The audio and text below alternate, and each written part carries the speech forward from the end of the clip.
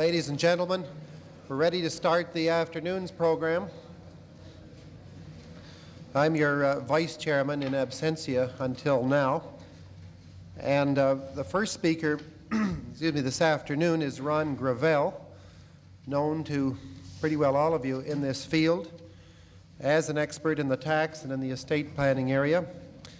Ron is the man who heads up the estate planning section at the Bar Admission course in Ottawa, and he was a lecturer for some years in that section, and a lecturer also from time to time at the Faculty of Law at the University of Ottawa. He's taken part in several continuing education programs on tax and on estate-related matters, and he's on the board of directors of the Estate Planning Council of Ottawa. He also is from my old alma mater of Gowling and Henderson.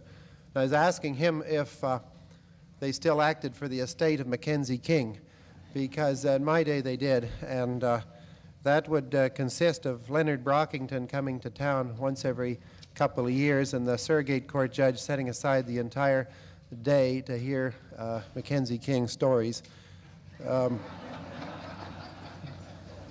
one of which consisted of the late Duncan McTavish and the late Leonard Brockington hearing, and they were executors, hearing on the grapevine that some crystal ball gazer in England was about to spill the beans, and they got on a plane or a swift boat and went over to try to talk this woman out of saying anything unfortunate. And they were two very powerful and charming individuals. They went in and had a cup of tea with this lady and spent an hour and a half getting absolutely nowhere, and she sat there with a Mona Lisa smile on her face, and they left absolutely, totally frustrated while she just sat there smiling. And the way out, Brockington said to McTavish, "This is the first time I really feel like striking a happy medium." So that was the extent of my involvement in the estates department at Gowling's. I'll give you Ron Gravelle.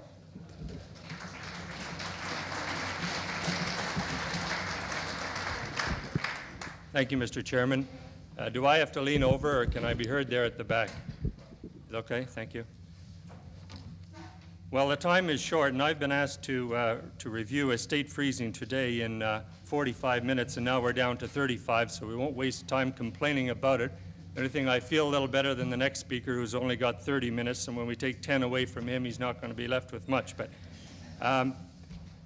for those that practice in the area, this treatment might be a little bit too superficial, and for those that in some areas we get into, it'll be maybe too complicated for others, and we're just trying to strike, as the chairman said, the happy medium. And so this is an overview.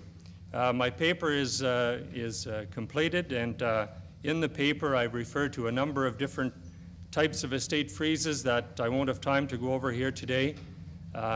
And you can refer to the paper if you want some more detail on those.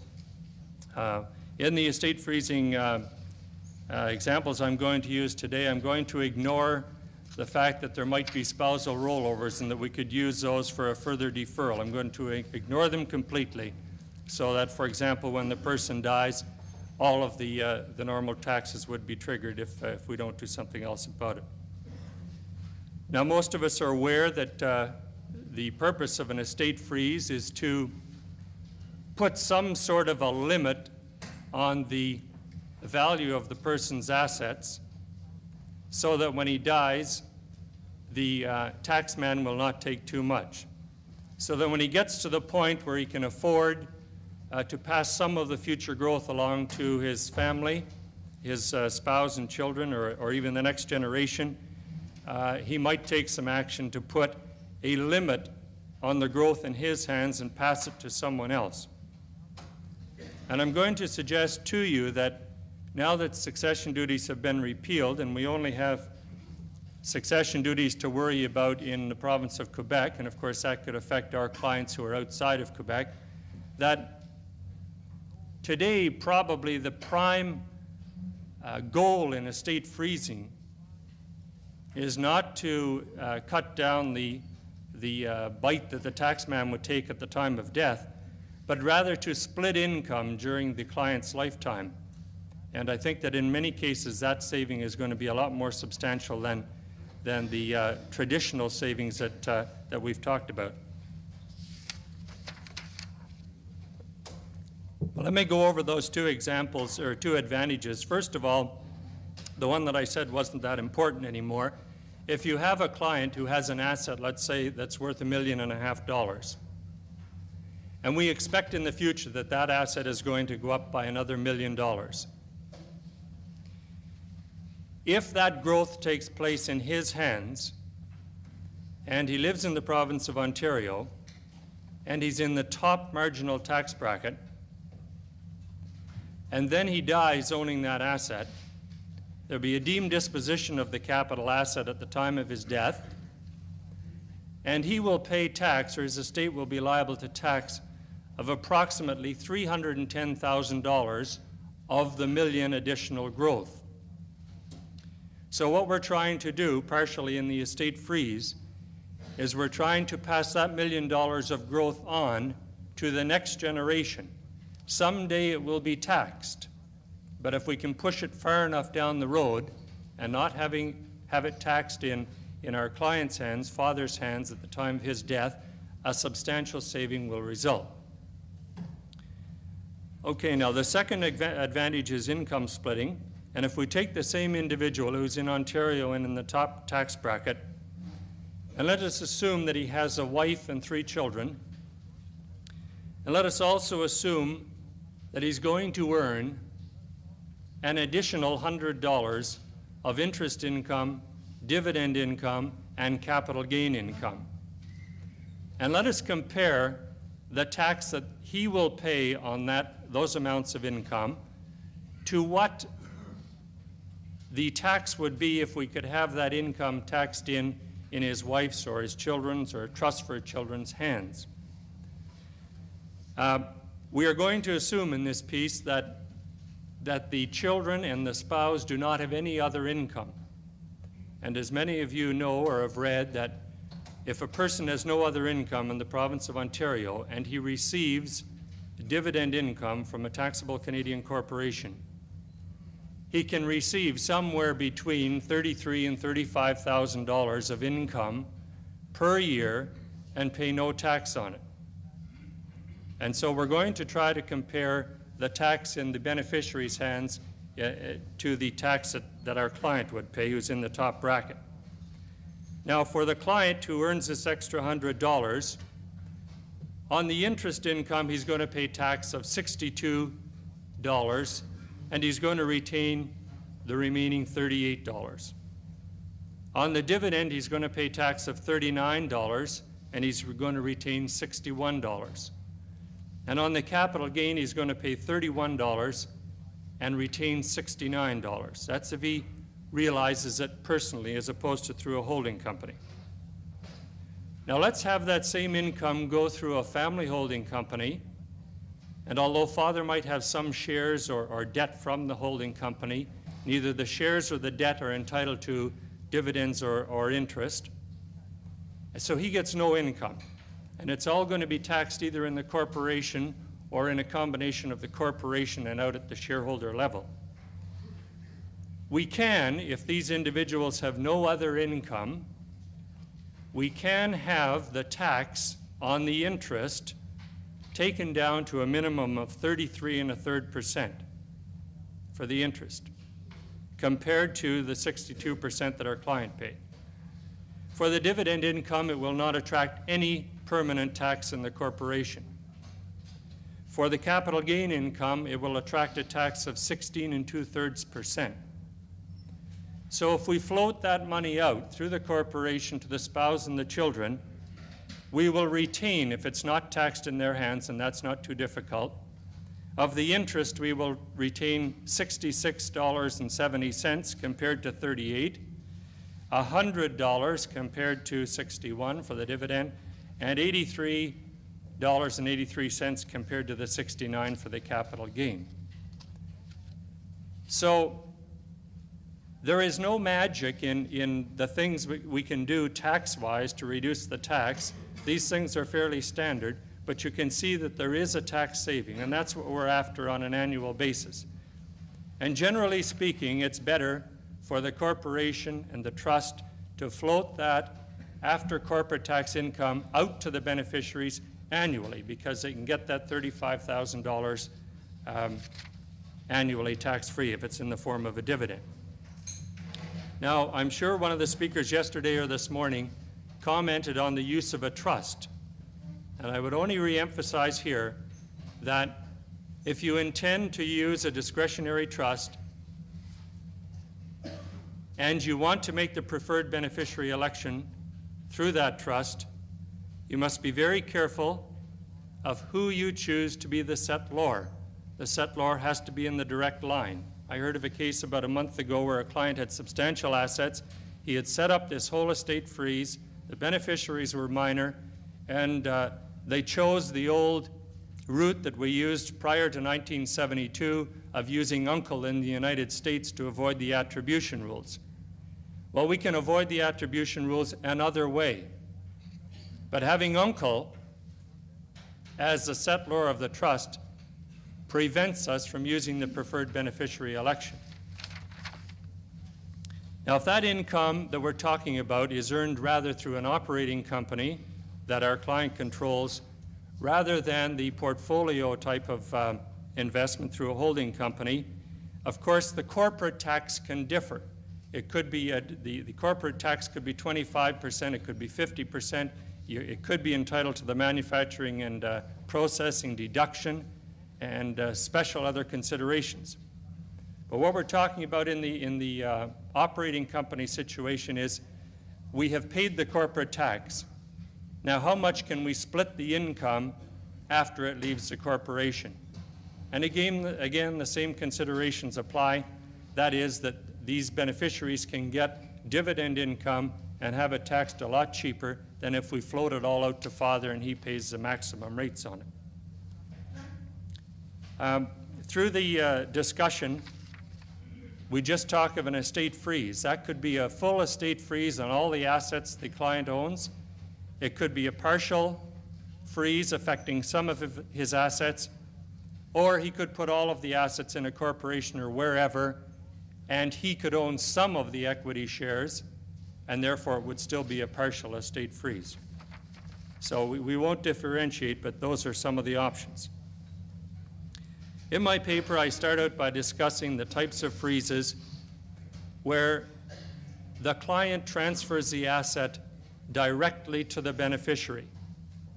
Or if he wants to maintain more control, he transfers it directly to a trust for the infant children or his spouse. Now, those are covered in my paper, and because I want to cover the other types of freezes, I'm not going to cover them here.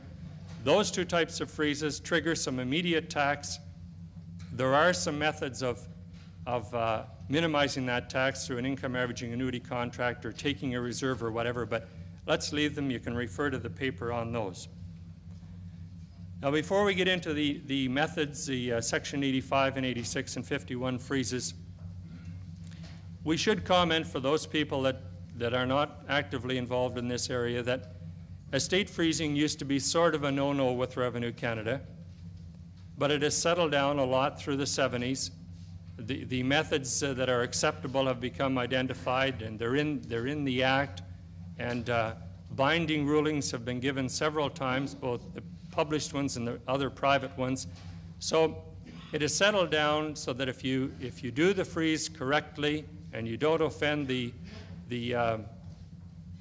Revenue Canada on their sore points on estate freezing, generally the methods are available and they work as long as you comply with the technical requirements. There have been some changes in the last couple of years. The main changes started taking place, of course, in 1977 when designated surplus was repealed, the paid-up capital limit and paid-up capital deficiency went by the board. In addition, since then, there have been private rulings that have been issued that have commented on price adjustment clause. The question of what kind of dividends you can take on the preferred shares when you do a Section 85 and 86, the department has given a little clearer indication there, and there's more scope for flexibility. So, and there have also been a couple of amendments to the Act, and I hope to cover those before my time is up.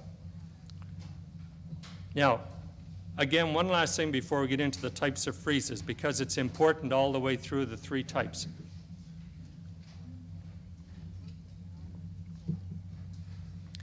A person now has a choice when he takes back preferred shares in these estate freezing situations of taking a type of preferred share that when the preferred share is redeemed, the redemption will either trigger a dividend to the holder of the share, or alternatively, he can structure the share so that when it's redeemed, he will have a capital gain rather than a dividend.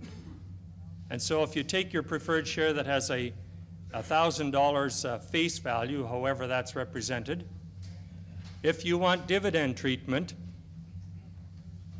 the plan or the method is you have a very low paid-up capital on that preferred share, and the value of the share is represented by the redemption price or the redemption amount of the share.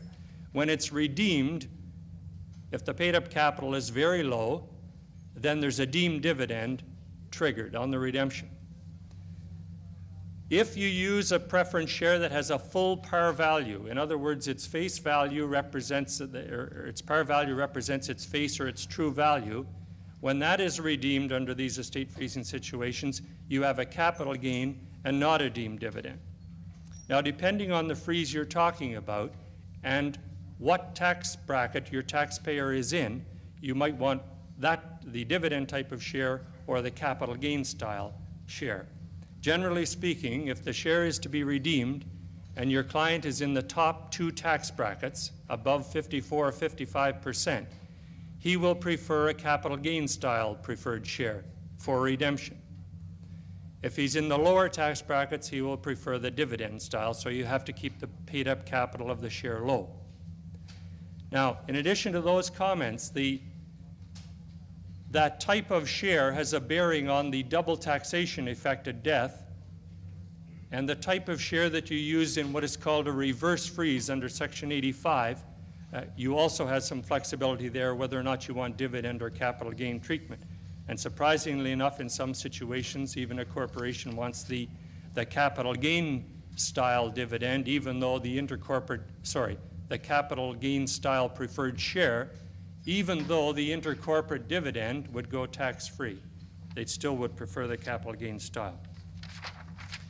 Okay, I would like to look quickly at the Section 85 freezes. And here, normally, you look at three types of freezes. The portfolio freeze, the freeze of an operating company, and there we're talking about the company that your client has more than a 10% equity interest in the company. And thirdly, this reverse freeze that I just alluded to. And then I want to go quickly over those, get into the Section 86 freeze and the 51, and come back to some of the other problems that are a little more current. Now, I think we can assume that by now everybody is quite familiar with the way the Section 85 rollover works. Section 85 says that if the taxpayer, and several taxpayers qualify, transfer shares to the Canadian corporation, and the property that's being transferred qualifies for this rollover, if the two parties, the corporation and the transferor, file a joint election with Revenue Canada, they can choose, for immediate tax purposes, a transfer price which will not trigger the capital gain, the recapture, or whatever the income inclusion is. Now, that doesn't mean that the transfer takes place for all purposes at the lesser amount. Basically, the transfer still takes place at fair market value, but for present tax purposes, they can elect to defer the income items or the capital gain items and pay the tax later. So I think everyone has now seen that type of a rollover, and that's the mechanism we use in the estate freezes. So a new corporation is set up. Before we transfer the properties in, generally, we set up the share structure. And there are two aspects there. We first have first have to determine who are going to be the beneficiaries of the freeze. If it's a partial freeze, then father, spouse, and a trust for the children will be the common shareholders, presumably. If it's a total freeze, then either the spouse and the trust for the children, or the trust for the children alone will be the only common shareholders. And all of the future growth of the underlying asset will accrue to those beneficiaries. Secondly, on the corporate structure, we want to set up our preferred shares so that we can get this, whatever the desired result is when those preferred shares are redeemed. If we want to deem a dividend triggered on redemption, we will choose the one that has the low paid up capital and a high redemption amount. If we want a capital gain style, we'll structure it differently. So all of that is considered before we roll the assets in. And then, of course, if a trust is to be set up, that has to be taken care of to subscribe for the shares for the children. Then the transferor, father, and the company will enter into an agreement, and the agreement will set out the transfer price, probably the elected values, the tax values, and I suggest to you that it should include a comprehensive price adjustment clause, and we'll come back to that later. And I'm going to suggest to you that you don't use the type of price adjustment clause that the department wants you to use. Okay, then the transfer is made. The election is filed on a timely basis within the time that's prescribed. And then father is going to take back certain types of consideration. In a simple freeze, if it's a portfolio freeze, he might take back a promissory note for an amount up to the tax costs of the various items. For example, if we're talking about land that's going in and it's capital property, he will take back a promissory note up to his ACB and maybe preferred shares for the difference. He has to take some shares back to make the rollover work. Alternatively, instead of taking the note, he can take all shares back. And here we're just talking about the portfolio freeze. If it's a freeze of an interest in an operating company and he has more than a 10% equity, you'll see that we have restrictions there.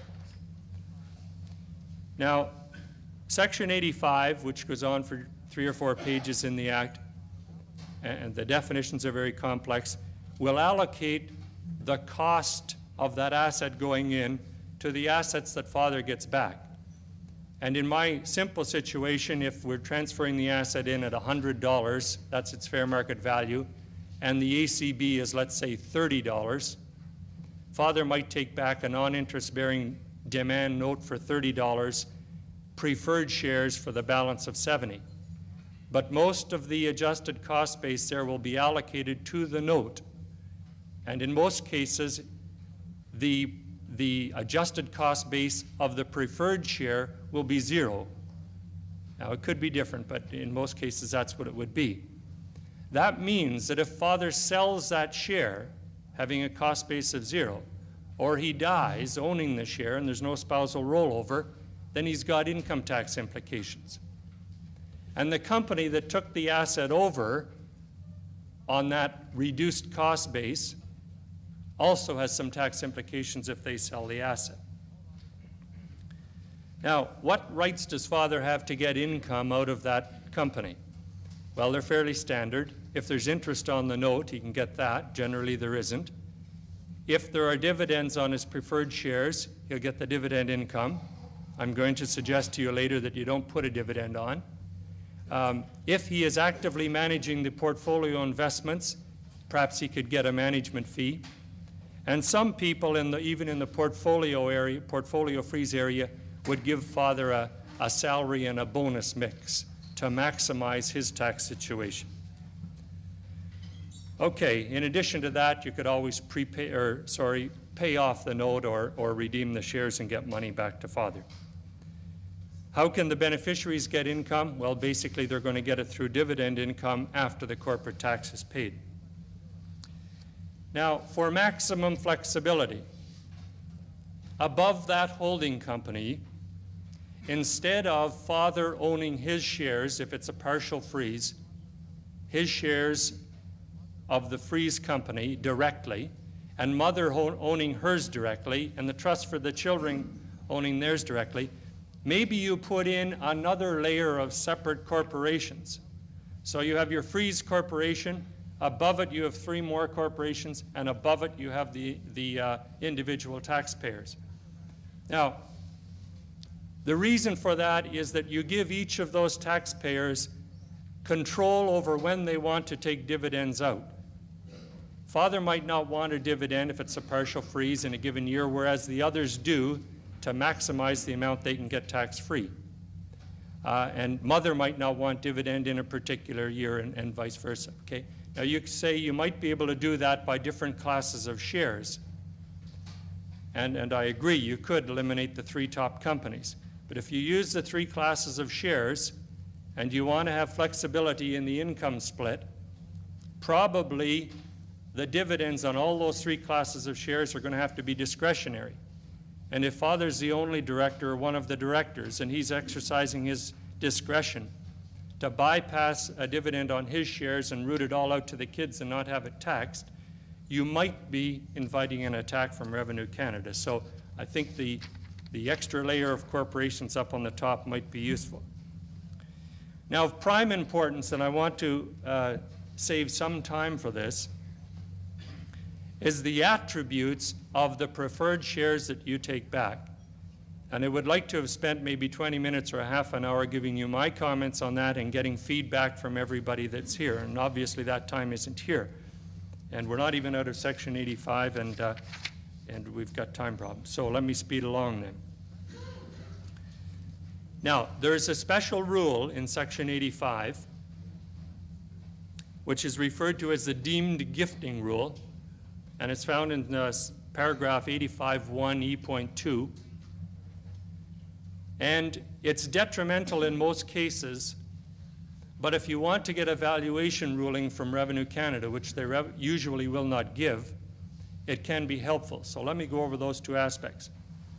85(1)(e)(2) says that if when Father transfers the assets to the Freeze Company, if he does not take back assets that have a value equal to the assets he transferred in, and if it's reasonable to regard that he made a gift to one of the other shareholders of the corporation, then the elected amount that Father and the company chose will be automatically bumped up, and you will trigger your capital gain even though the party's elected at a different value. It's an automatic adjustment. So you have to be absolutely sure that Father is getting back something that is very close to the value that he sent into the company. Now, that usually works to your detriment. How can it be used to your advantage? Well, Revenue Canada will not give, usually, a ruling as to the value of assets. For example, the preferred shares and the note going back to Freezor, because they say that's a question of fact and they don't rule on that. But they will now give you a ruling that after they've considered all of the attributes of those shares and all of the assets that have gone in, that they will not apply Section 85(1)(e)(2), this deemed gift rule. Well, if they will not apply that deemed gift rule, that must mean that Father got something back from the corporation that was worth the value of the assets that went into the corporation. So they won't give you the valuation ruling directly, but they'll give it to you indirectly. And they're quite favorable to giving those rulings, and there have been a lot of them published and others that are private. Now, along that rule of the 85(1)(e)(2), that only applies to Section 85. But in the budget that was defeated in December of '79, December 11 or 13, whatever the magic date was, or not magic for others, a similar rule is proposed for Section 86 freezes, Section 51 freezes, and Section 87 amalgamations. And that type of amendment will almost certainly be brought in the next budget. So again, it could act to your detriment, but you might be able to get the valuation on that 85 rollover. on an 86 or a 51. Now let's switch to the situation where father owns more than a 10% interest in the company. That's an equity interest, and he owns more than 10% of the value of the shares of the company.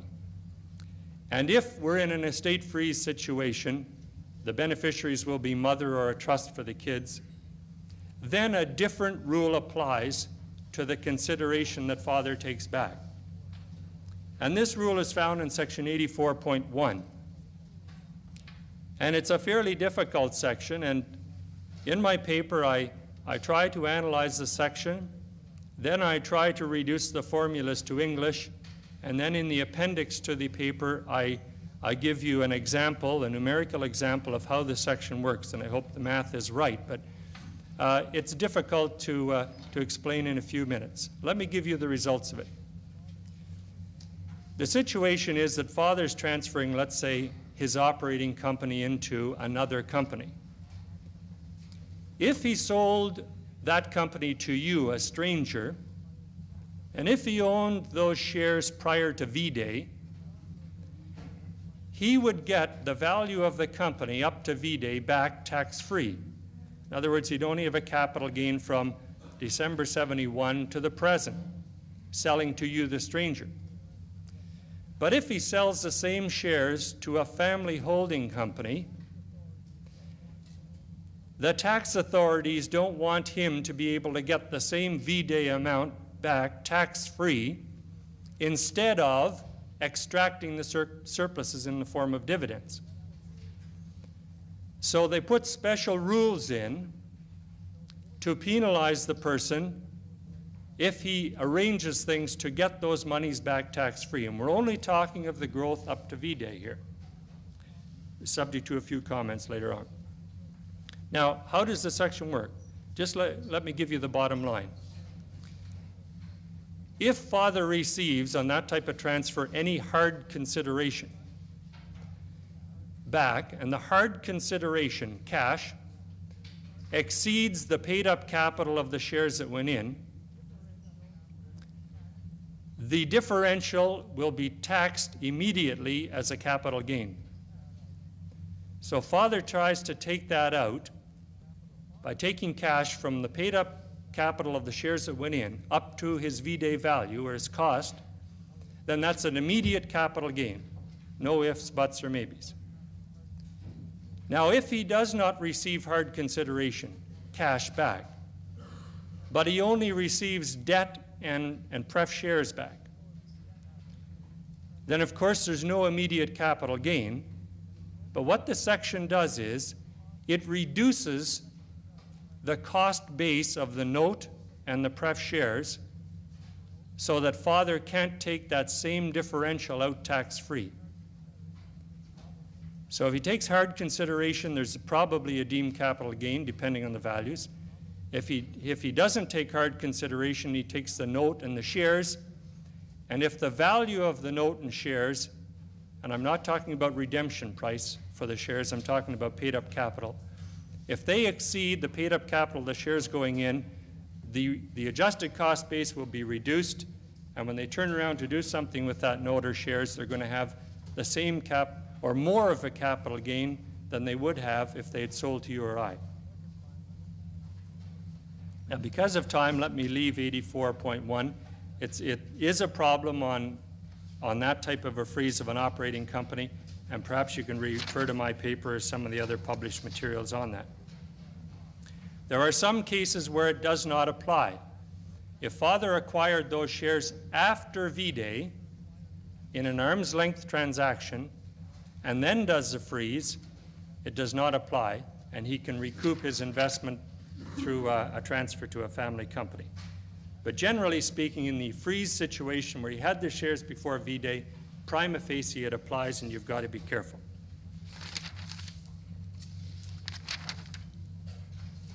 Okay, the reverse freeze is another variation of 85. And just let me identify the type of freeze, and then we'll move on. In the reverse freeze, you already have a company with the growth assets. Father doesn't own the growth assets. he has shares in that company. Rather than father doing the transfer, a new company is set up, your freeze company, and the assets are rolled down into the new company by the existing company. So your old operating company might become your holding company, and your continued operating company, your new business company, is down underneath the old operating company, and that's the reverse freeze. And there are some advantages of doing your freeze that way, but I'd like to get on to some of the other Section 86 and 51 freezes. If we had time, we should consider the double taxation effects of a Section 85 freeze. And a lot of people, I think, are still under the opinion, or have the opinion, that a Section 85 freeze always creates double taxation problems and you cannot do anything about it. And I would suggest to you that that's not quite right. There are 3 or 4 ways that you can eliminate the double taxation. The double taxation occurs because you have an asset out in father's hands that's subject to tax because of the rollover, and you've got the underlying asset at a lower value in the company, and the same thing's going to be taxed twice. Now, you can avoid the double taxation at the time of father's death, but there's a timing problem. So you can't let the thing sit for a long time. You might have to move fairly quickly.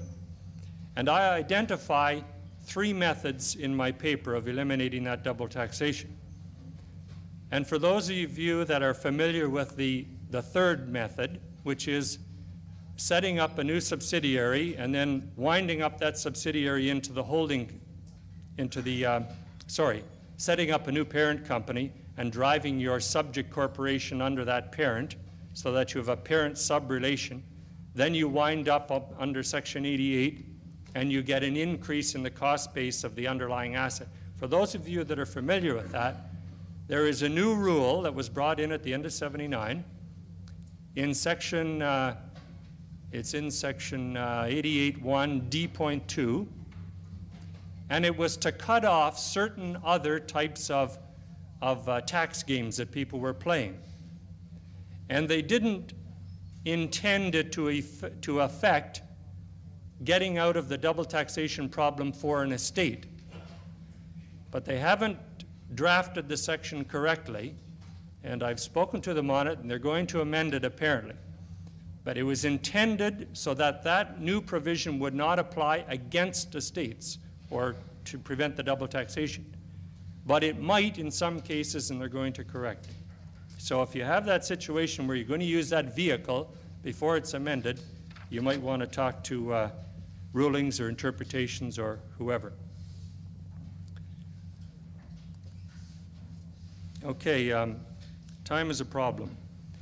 I had wanted to deal with the Section 86 freeze, and compared to Section 85, it's sort of a pleasure to deal with 86 because there are many of the same problems are not there, and it can be done with a lot less grief.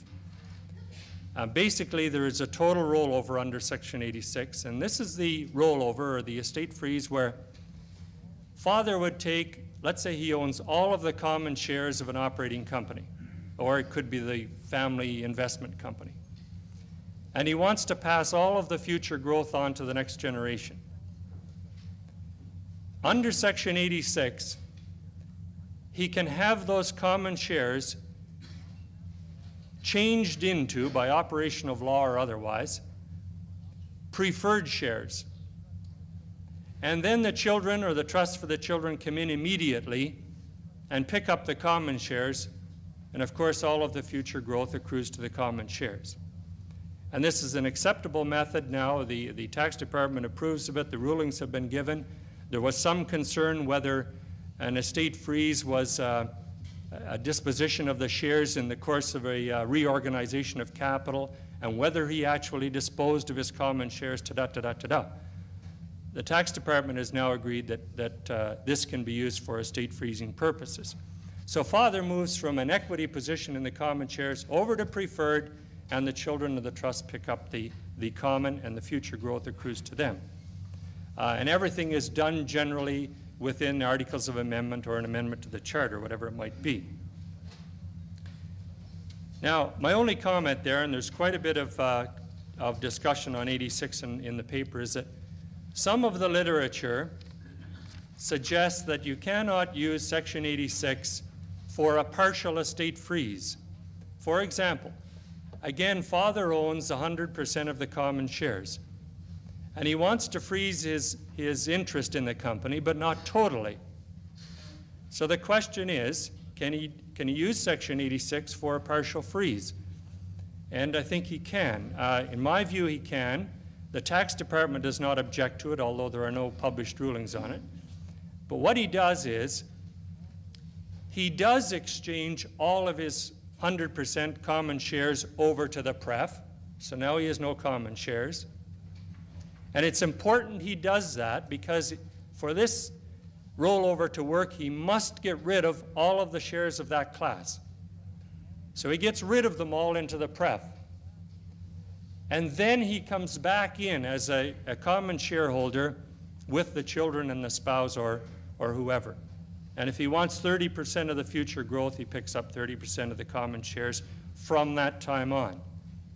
And the literature, as I said, suggests that you might not be able to do that, and I'm of a different view, and the Rulings Division currently says that they have no objection to that.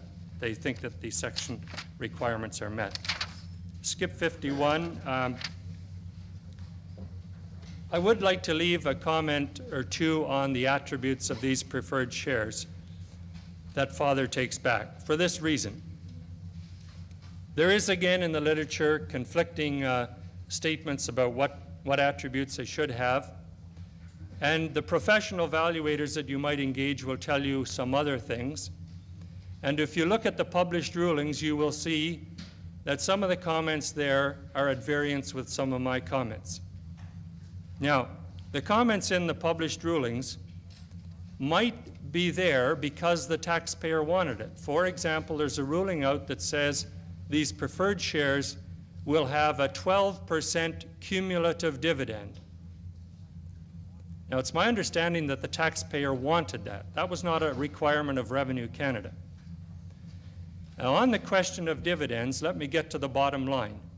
You have about 4 choices. Father can choose a preferred share that pays a reasonable dividend. And today, let's say that that is 8%, which probably isn't reasonable. Let's say it is. Okay? Father could, in a given year, waive his dividend on that. So that would be your second option. Instead, father could take a preferred share that has no dividend on it. Fourthly, he could take a preferred share that has a fluctuating dividend on it. In other words, the directors at their discretion could pay a dividend in a stated range, let's say between 0 and 10%. And the comments that I'm making now is that we want our client to be in a position to have maximum flexibility for income splitting. And my point basically is that if he's rolled in an asset worth $1 million and he takes back an 8% dividend on that $1 million of preferred shares, we first have to pay him $80,000 or set it aside before we pay anything to the other beneficiaries. And in many cases, you won't have anything left over. So I'm suggesting to you that either you don't put a dividend on those pref shares, and Revenue Canada has no objection to that, or alternatively, put a fluctuating dividend on and then choose from year to year. If you choose the third option of putting a dividend on of 8% and waiving it, I suggest to you that you may have some problems.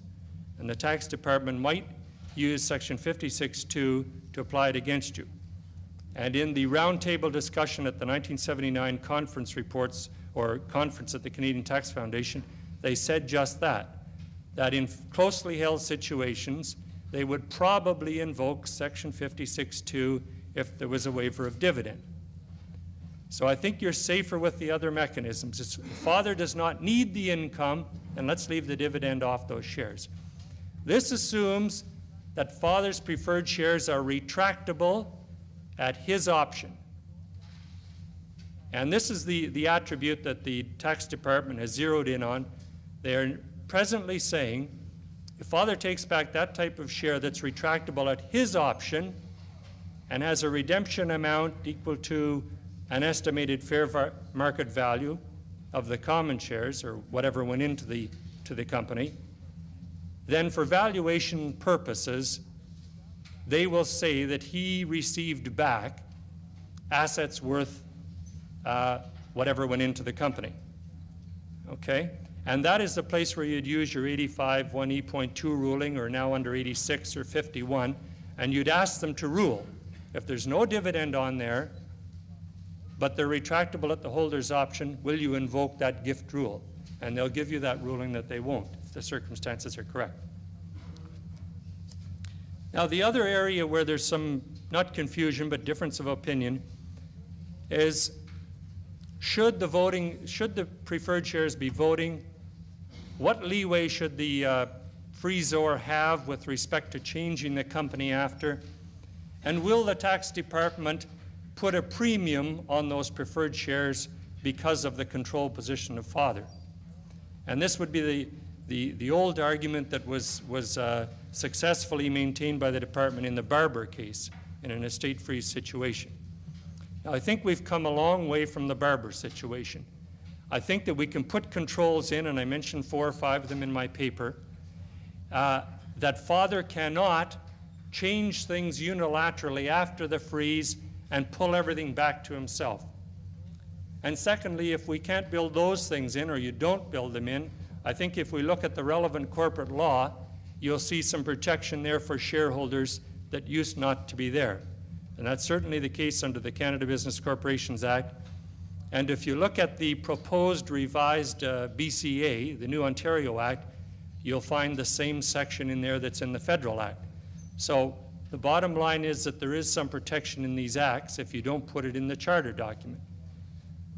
And then the last bottom line, the shares can be voting and father can maintain control. A fair amount of the literature suggests that maybe it shouldn't be voting. And I don't think your client wants to be in that position. Now, have we still got a chairman? What's our time? Are we up? To be fair to the next speaker?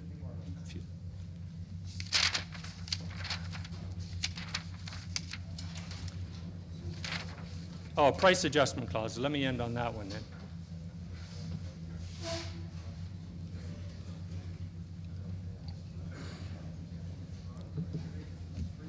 Three minutes? Okay. Cut me off if I go too long. Okay, I just want to make a point about price adjustment clauses, and it's this. I don't like being railroaded into using the price adjustment clause that's in IT 169. And that's where the department sets out the type of price adjustment clause that they will let you use at a later date to make adjustments. You want to make adjustments because you've made an error, maybe an honest one, of the value of the asset that went in or the value of the stuff that you took back. I don't know, maybe some of you use that type of price adjustment clause, but I would suggest this as an alternative, and especially if you're going for a ruling. If you're using a Section 86 freeze, as an alternative, you might build your price adjustment clause right into the attributes of your preferred shares. In other words, it goes right into your articles of amendment. And the price adjustment clause basically will say, and we have rulings on this, they're not published, that if the taxpayer and his advisors cannot agree with the department on the value of the assets that went in or the consideration taken back, if they can't agree, then each party has recourse to the courts, and the final determination will be made by the courts after all appeal rights have expired or the routes have been taken, etc. And then whatever the value is then, that will be binding. And there have been private rulings that the department has gone along with that and have not tied us into the type in IT 169. If you're using a Section 51 freeze and you're getting a ruling, or even if you're not, you might build it into your amendments.